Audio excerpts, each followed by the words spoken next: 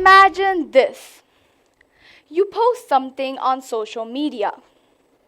A photo, maybe a thought. Something you feel confident about. You start refreshing your feed, waiting for the likes and the comments.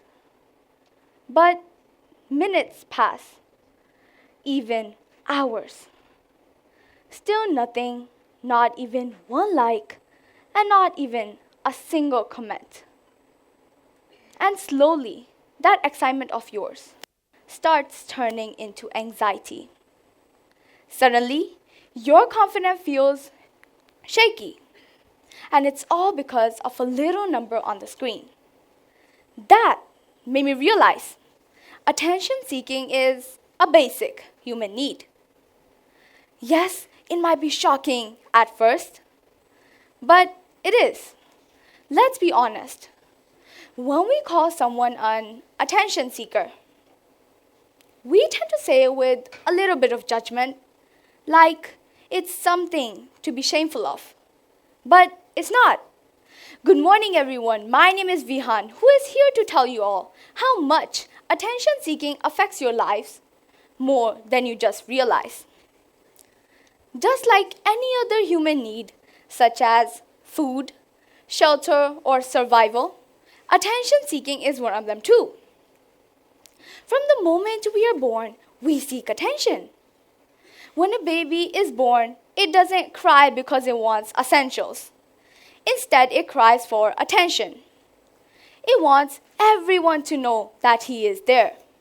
It wants to be entertained, loved, and cared for. You know, I remember once when I was an infant, I used to make such horrid noises that even my neighbors would look out of their windows, just to grab all the attention and to be emphasized. But my sister, on the other hand, was the total opposite. She used to sleep all day and night, and sometimes I even used to check if she's breathing or not. But you know what? That also caught attention on its own. I remember once my father wore this really beautiful pair of polished Oxfords. They're a type of shoes, by the way. He looked super smart. And I even asked him, "Who are you trying to impress, Dad?"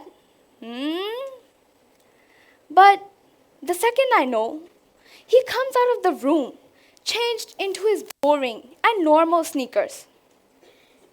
Why? Why would he do that? I thought he just got offended by me. But the real reason was much deeper than I thought it was. He worried that people would think he was overly dressed. Really? That experience made me realize how often we hide our uniqueness just to fit in. My father, he changed his extraordinary identity into a boring personality and expected more attention. But how can someone be in the spotlight without being themselves or without being any different? That moment taught me something important. We've confused healthy attention seeking with toxic validation chasing. There's a difference. Wanting to be seen for who you are is not exactly the same as performing just to be noticed. When we don't get the attention we truly need, we start to create versions of ourselves we think others will approve of. And that's where things can become destructive. We lose our outstanding character, making us feel just like any other background dancer, camouflaging with the others. But the spotlight stealers are those who do nothing more in advance, but they just express who they are. They don't care about what others think. They just focus on constructive feedback and confidence. Now let me tell you a fact. A research conducted by Harvard University in 2015 titled Parental Warmth and Flourishing in Midlife suggested that kids who grew up with warm, loving, and caring parents are more likely to have a higher chance of emotional and social well-being. But kids who did not get that care often tried to seek attention in other ways when they were older. It's not that they're needy individuals. It's that they just didn't get the emotional support they needed early on. In fact, neuroscience says our brains are wired for social connection. Then why deny it? When we're acknowledged through eye contact, a like on social media, or something as simple as a text message, our brain releases dopamine. Wait, what is this? And what does it have to do with attention seeking?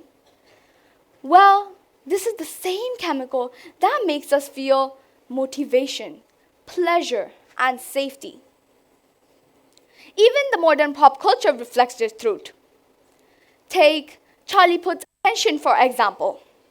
We've all heard it, right?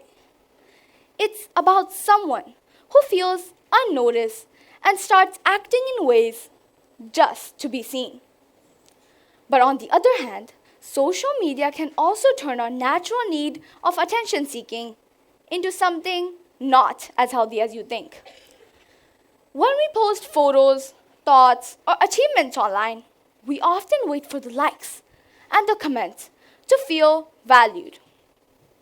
But when that excitement fades away, many of us feel ignored or unimportant, which often leads to anxiety or low self-esteem. So, attention seeking isn't just a flaw. It's a reflection of our deeply rooted need to feel seen, heard, and valued. Just like food nourishes our body, in the same way, attention nourishes our sense of identity and belonging. Because honestly, if we didn't crave attention, I wouldn't be up here giving a TED Talk. Thank you.